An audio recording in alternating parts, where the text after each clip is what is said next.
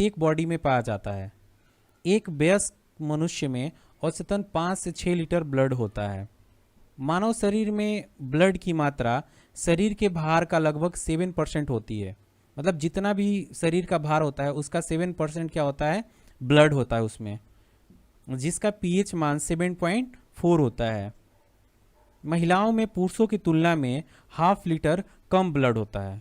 मतलब पुरुष में जो ब्लड होता है ना वो हाफ लीटर ज़्यादा होता है, या यूं कहें कि महिलाओं में हाफ लीटर ब्लड पुरुषों की तुलना में कम होता है। ब्लड में दो प्रकार के पदार्थ पाए जाते हैं।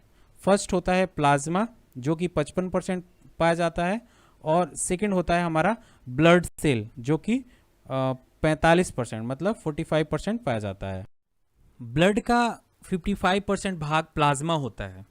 यह ब्लड का नॉन लिविंग पार्ट होता है। इसका 19% भाग जो होता है जल होता है, 0.7% भाग जो होता है प्रोटीन होता है, और 0.9% भाग जो होता है साल्ट होता है, और 0.1% ग्लूकोज होता है। शेष पदार्थ बहुत कम मात्रा में पाए जाते हैं।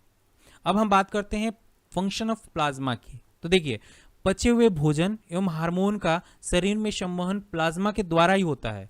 मतलब जो भी हम खाते हैं या फिर शरीर में जो हार्मोन्स का जो संवहन होता है वो प्लाज्मा के द्वारा ही होता है। जो हमारे बॉडी टेम्परेचर को नियंत्रित करने का काम कौन करता है, प्लाज्मा ही करता है। तथा घाव कहीं कट जाते हैं तो घाव भरने का काम कौन करता है, प्लाज्मा ही करता है। तो एक यहाँ पे बात आती है सेरम। तो सेरम क्या होता है, तो जब प्लाज्मा में से फाइब्रिनोजेन नामक प्रोटीन निकाल लिया जाता है तो शेष प्लाज्मा को हम सेरम बोलते हैं। क्या क्या निकाल लिया जाता है, फाइब्रिनोजेन नामक प्रोटीन जब हम निकाल लेते हैं प्लाज्मा में से तो शेष जो प्लाज्मा बच जाता है ना उसको हम क्या बोलते हैं, सेरम बोलते हैं। ठीक है, अब हम पूछते हैं कि फाइब्रोजेनक नामक प्रोटीन क्या होता है, इसका वर्क क्या होता है। तो देखिए, इसका वर्क होता है ब्लड का थक्का जमने में ये मदद करता है। क्या करता है, जो भी हमारे ब्लड में थक्का जमने का काम होता है ना वो इसमें मदद करता है। अब हम बात करते हैं ब्लड सेल की। तो ब्लड सेल ब्लड का शेष 45% भाग होता है। इसे 3 भागों में हम बांटते हैं। कौन कौन से होते हैं, फर्स्ट होता है हमारा आरबीसी जिसको रेड ब्लड सेल बोलते हैं, सेकेंड होता है हमारा डब्ल्यूबीसी जिसको व्हाइट ब्लड सेल बोलते हैं, और थर्ड होता है हमारा ब्लड प्लेटलेट्स, इसको प्लेटलेट सिंपल हम बोलते हैं। ठीक है ना, तो जो अगर हम अमाउंट की बात करें तो सबसे ज़्यादा जो होता है ना वो रेड ब्लड सेल होता है हमारे ब्लड में। क्या होता है, रेड ब्लड सेल होता है। उसके बाद क्या होता है, ब्लड प्लेटलेट्स होते हैं हमारे ब्लड में। ठीक है ना, उसके बाद होता है डब्ल्यूबीसी मतलब व्हाइट ब्लड सेल होता है। तो आप देख सकते हैं सबसे ज़्यादा क्या होता है, आरबीसी, उसके बाद क्या होता है प्लेटलेट्स, उसके बाद क्या होता है डब्ल्यूबीसी। मतलब सबसे कम जो होता है ना डब्ल्यूबीसी होता है। तो चलिए एक एक करके इसको समझते हैं। सबसे पहले हम पढ़ेंगे आरबीसी, उसके बाद डब्ल्यूबीसी, उसके बाद हम प्लेटलेट्स की बात करेंगे, फिर उसके बाद हम बात करेंगे वर्क के कार्य क्या होते हैं। ठीक है, चलिए 1 बाय 1 करके पढ़ते हैं। तो यहाँ पे हम बात करते हैं आरबीसी की, मतलब रेड ब्लड सेल की। तो देखिए, आरबीसी का जो निर्माण होता है ना वो बोन मैरो में होता है। कहाँ पर होता है, बोन मैरो में होता है। और इसकी मृत्यु जो होती है लीवर और स्प्लीन में होती है। कहाँ पर होती है, लीवर और स्प्लीन में होती है। ठीक है, इसलिए इसको हम क्या बोलते हैं, आरबीसी का कब्रिस्तान भी इसको हम बोलते हैं।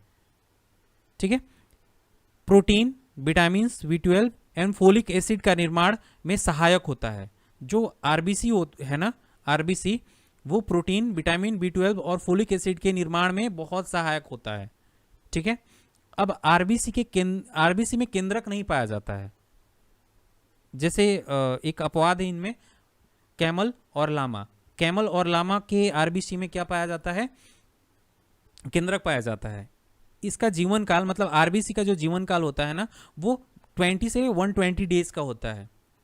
ठीक है, एक नोट है, क्या नोट है कि भ्रूण अवस्था में इसका निर्माण लीवर तथा स्प्लीन में होता है। जब भ्रूण अवस्था में होते हैं, छोटे अवस्था में होते हैं, तो इनका निर्माण लीवर तथा स्प्लीन में होता है।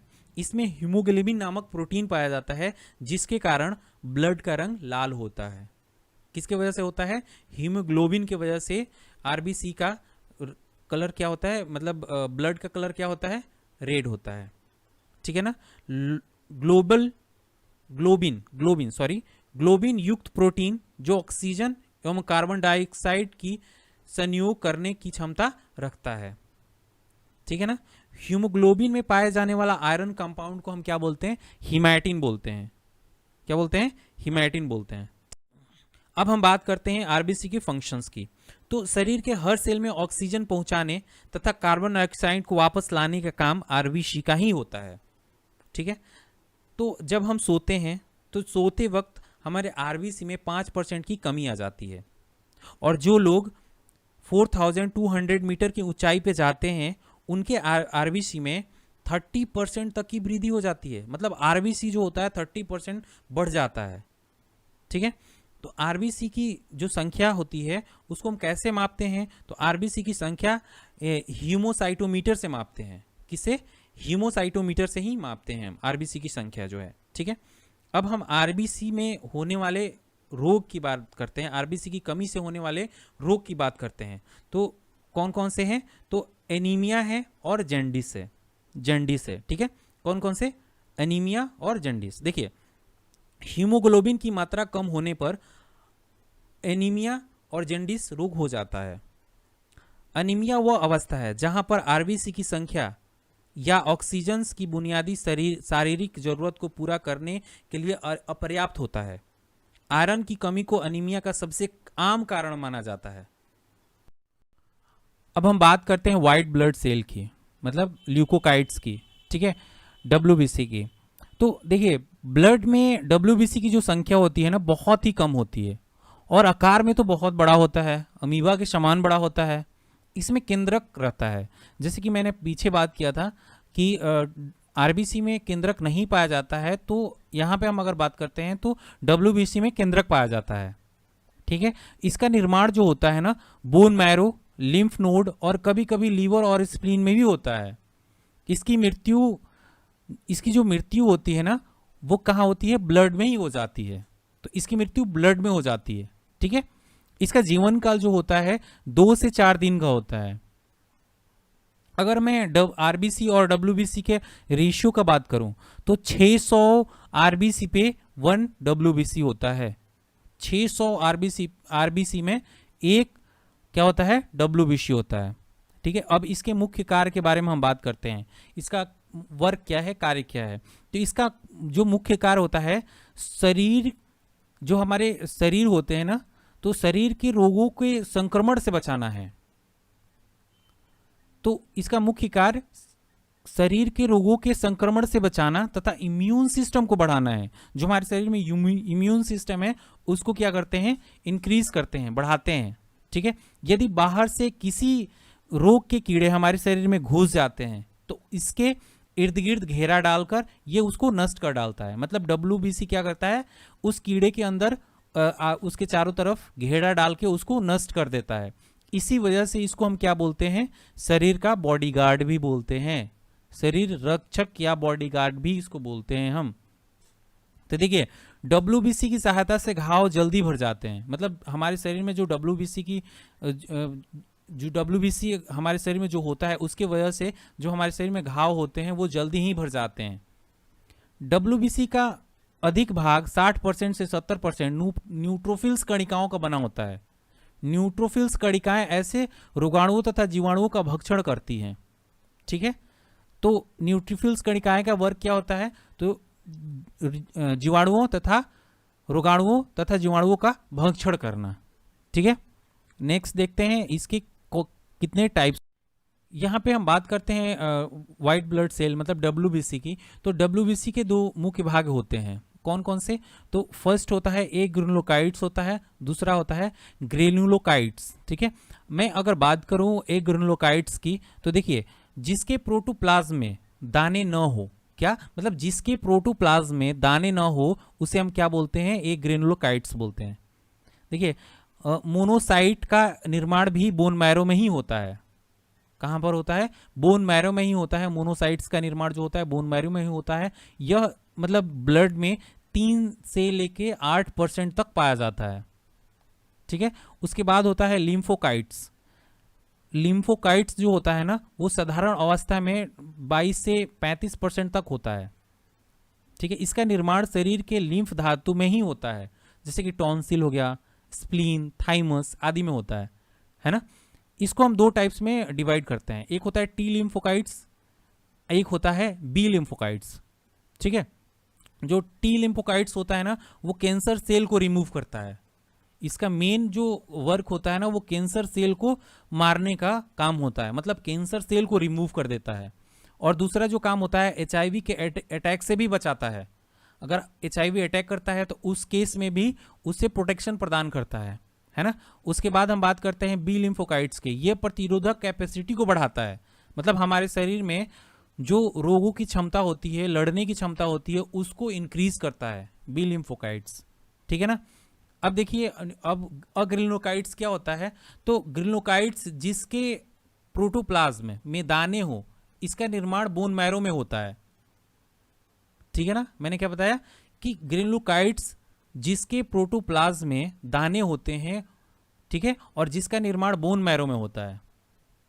ठीक है, अगर मैं प्राकृतिक अवस्था में देखें तो ये ब्लड के अंतर्गत न्यूट्रोफिल्स इसमें न्यूट्रोफिल्स की बात करते हैं जो 55 से 70% तक होता है।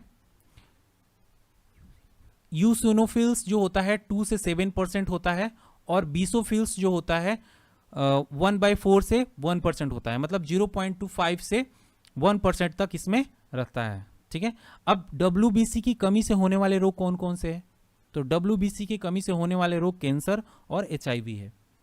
ठीक है ना, अगर WBC की कमी हो जाती है तो उस केस में हमारे शरीर में कैंसर होता है या फिर HIV हो जाता है। अब एक चीज और ध्यान देने वाली बात है जो बहुत ही इंपॉर्टेंट है कि WBC की जो संख्या अगर डिक्रीज हो जाती है, घट जाती है, तो उस केस में हमें क्या हो जाता है, ल्यूकोपीनिया हो जाता है। अगर WBC की मात्रा हमारे शरीर में कमी आ जाती है तो उस केस में ल्यूकोपीनिया होता है, और WBC की मात्रा हमारे शरीर में अगर बढ़ जाती है तो ल्यूकेमिया होता है, मतलब दोनों में दिक्कत है, अगर घट जाए तब भी दिक्कत और बढ़ जाए तब भी दिक्कत है। ठीक है, और ब्लड प्लेटलेट्स की बात करते हैं। ठीक है ना, ब्लड प्लेटलेट्स की बात करते हैं तो ब्लड में इसकी संख्या जो होती है 4 से 5 लाख तक होती है, मतलब ब्लड में प्लेटलेट्स की संख्या जो होती है 4 से 5 लाख तक जनरली होती है। ठीक है ना, यह केवल मनुष्य एवं स्तनधारियों के ब्लड में ही पाया जाता है, अन्यथा दूसरे में नहीं पाया जाता है। इसमें केंद्रक नहीं होता है, इसका निर्माण बोन मैरो में होता है। ठीक है ना, इसका निर्माण कहां पर होता है, बोन मैरो में होता है। इसका जीवन काल 3 से 5 दिन का होता है, और इसकी मृत्यु स्प्लीन में होती है। कहां पे होती है, स्प्लीन में होती है, इस चीज को याद रखने की जरूरत है। इसका मुख्य कार्य क्या क्या होता है उसको समझते हैं। तो इसका मुख्य कार्य ब्लड के थक्का जमने में मदद करना होता है, मतलब हमारे शरीर में जो क्या होता है, ब्लड जब कहीं कट जाता है तो तुरंत थक्का जम जाता है, मतलब थक्का जमने का काम किसका होता है, तो एक तो मैंने बताया था कि RBC में भी होता है, और दूसरा मैंने बताया था प्लेटलेट्स का भी काम होता है कि ब्लड का जो थक्का जमने का काम करता है प्लेटलेट्स भी करता है। ठीक है, प्लेटलेट्स की कमी से होने वाले रोग कौन कौन से हैं, तो चिकनगुनिया और डेंगू ज्वार, चिकनगुनिया हो जाता है और डेंगू ज्वार हो जाता है। ठीक है ना, तो चिकनगुनिया और डेंगू ज्वार के कारण मानव शरीर में प्लेटलेट्स की कमी हो जाती है। ठीक है ना, कमी हो जाती है, कभी कभी 60,000 70,000 तक पहुंच जाता है, कहाँ 4 लाख 5 लाख होना चाहिए और कहीं 40,000 50,000 तक हो जाता है, जिस केस में अगर इससे कम हो जाता है तो आदमी का डेथ हो जाता है। ठीक है ना, यहाँ पे देखते हैं कि ब्लड के मुख्य कार्य क्या क्या हैं। ठीक है, तो ब्लड के टेम्परेचर को कंट्रोल करना तथा शरीर के रोगों से रक्षा प्रदान करना, ये ब्लड का ही काम होता है। शरीर के वातावरण को अस्थायी बनाए रखना तथा घाव को भरना ब्लड के द्वारा ही होता है ना। ब्लड का क्लॉटिंग किसके द्वारा होता है, ब्लड के द्वारा ही होता है। किस में होता है, ये आपको प्लेटलेट्स में होता है। ठीक है ना, तो देखिए हमने जैसे बताया था कि शरीर के हर सेल में ऑक्सीजन पहुंचाने तथा कार्बन डाइऑक्साइड को वापस लाने का काम ब्लड का ही होता है। ये किस में होता है, ये RBC में होता है। CO2, O2, पचा हुआ भोजन एवं हार्मोन का संवहन कौन करता है, ब्लड के द्वारा ही होता है, मतलब ब्लड ही करता है इस काम को। विभिन्न अंगों में सहयोग स्थापित करने का काम ब्लड के द्वारा ही होता है। मानव शरीर में ब्लड हेपेरिन की उपस्थिति में नहीं जमता है, अगर हेपेरिन नहीं हो तो फिर ब्लड क्या हो जाएगा, जम जाएगा।